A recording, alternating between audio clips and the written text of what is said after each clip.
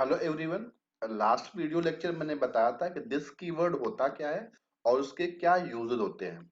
तो क्या यूजेस होते हैं, इस वाले वीडियो लेक्चर में हम ये बताएंगे कि दिस का पहला यूज क्या होता है, उसका हम कोड करके आपको दिखाएंगे। तो मैंने क्या बताया था, दिस क्या होता है कि दिस एक टाइप का रेफरेंस वेरिएबल होता है जो करंट क्लास के ऑब्जेक्ट को रिफर करने के लिए हम लोग दिस कीवर्ड का यूज करते हैं। तो अब यहाँ पे जो है, जो पहला यूज है दिस का, फर्स्ट यूज क्या है, दिस इट इज रिफर, जो कोई करंट क्लास होता है तो उसके ऑब्जेक्ट को रिफर करने का मतलब हम लोग क्या करेंगे कि करंट क्लास के इंस्टांस वेरिएबल को रिफर कर रहे हैं। तो यहाँ पे जो पहला यूज है, कोई भी क्लास है उस क्लास के, करंट क्लास के इंस्टांस वेरिएबल को रिफर करने के लिए हम लोग क्या यूज करेंगे, दिस कीवर्ड का यूज करेंगे। तो इसी का पहला एग्जांपल लेते हैं। मान लिया हमने एक क्लास बना लिया स्टूडेंट। अब इस क्लास स्टूडेंट में हमने कुछ वेरिएबल ले लिया। मान लिया हमने इंट ले लिया और इंट आईडी ले लिया स्टूडेंट का, और हमने स्ट्रिंग नेम ले लिया। नेम जो है वो स्ट्रिंग टाइप का हो तो ये हमने नेम ले लिया। इसके बाद फिर हमने क्या किया कि मान लो हमने स्ट्रिंग टाइप का उसकी ब्रांच ले लिया स्टूडेंट का। तो ये हमने तीन वेरिएबल ले लिए। अब तीन वेरिएबल लेने के बाद अब हम लोग क्या कर सकते हैं कि अब हम लोग क्या कर रहे हैं इसमें कि एक कंस्ट्रक्टर बना रहे हैं। तो देखो यहाँ पे कंस्ट्रक्टर बनाना मैंने सिखाया है। एक हमने कंस्ट्रक्टर बना लिया और इस कंस्ट्रक्टर के अंदर इंट आईडी हमने पास कर दिया और कॉमा स्ट्रिंग नेम पास कर दिया, string नेम हमने पास कर दिया। कंस्ट्रक्टर डिजाइन कर रहे हैं। इसके बाद इसके अंदर हमने ब्रांच पास कर दिया, string ये हमने ब्रांच पास कर दिया। इसके बाद ये जो हम कंस्ट्रक्टर को जब हम लोग कॉल करेंगे तो ये वैल्यू किसको देंगे, इन वेरिएबल को। तो हमने क्या लिख दिया, id इक्वल टू, हमने id लिख दिया, ये असाइन कर दिया। उसके बाद नेम को भी हमने नेम इक्वल टू, हमने नेम में असाइन कर दिया। इसके बाद हमने क्या किया कि ब्रांच के अंदर ब्रांच इक्वल टू, हमने ब्रांच को असाइन कर दिया, दिस वन। ये असाइन कर दिया हमने। अब ये हमारा कंस्ट्रक्टर बन गया। कंस्ट्रक्टर जब भी इस क्लास की इस ऑब्जेक्ट बनेगा, उस ऑब्जेक्ट में जो वैल्यू हम लोग पास करेंगे आईडी, नेम और ब्रांच की, वो किस में आ जाएगा, आईडी में आ जाएगा, नेम में आ जाएगा और ब्रांच में जाएगा।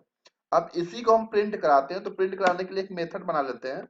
मान लो हमने बना लिया मेथड पब्लिक वर्ड, और मेथड का नाम हमने लिख दिया डिस्प्ले। इस मेथड के अंदर हम लोग क्या कर रहे हैं कि यही वेरिएबल डिस्प्ले कर रहे हैं, SYSO लिख के हम डिस्प्ले कर सकते हैं।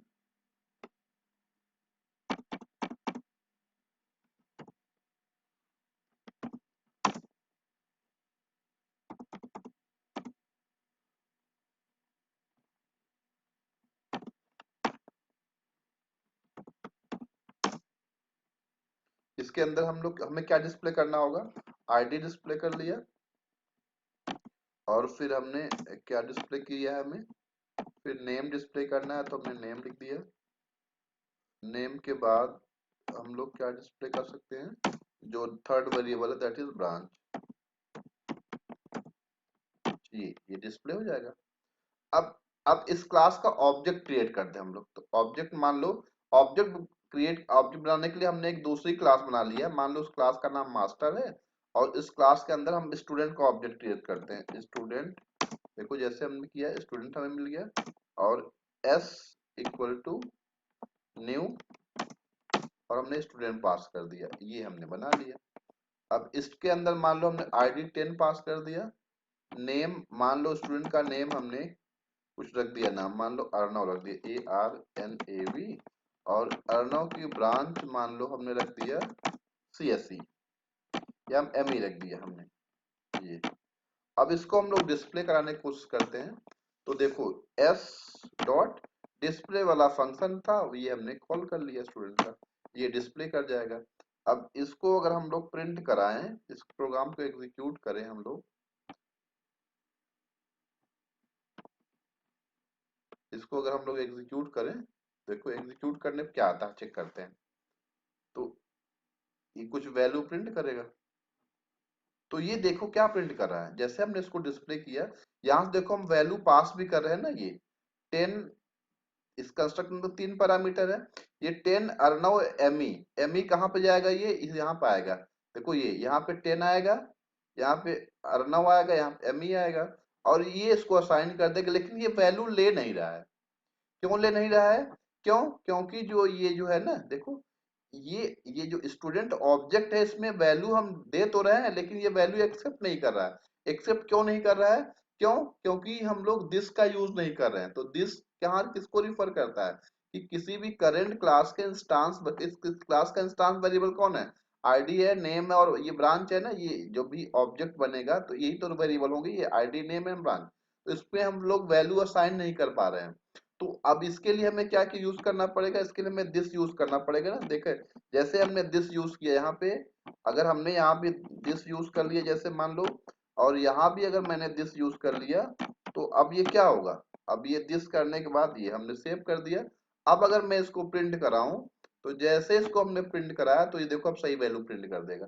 ये देखिए 10 अर्नव एमी आ गया। तो this is very simplest use of the this keyword का हम लोग यूज कैसे कर रहे हैं, आई थिंक अब क्लियर हो गया होगा। अगर जब भी, अब देखो इसमें दूसरा पॉइंट क्या होता है, तो यहाँ पे देखो जो वेरिएबल ये हमने यहाँ पे लिया है इंट आईडी नेम, अगर यही सेम आप किसमें पास कर रहे हो, किसके अंदर पास करेंगे हम लोग, किसके अंदर, कि कंस्ट्रक्टर के अंदर, तब तो आपको दिस का यूज करना पड़ेगा।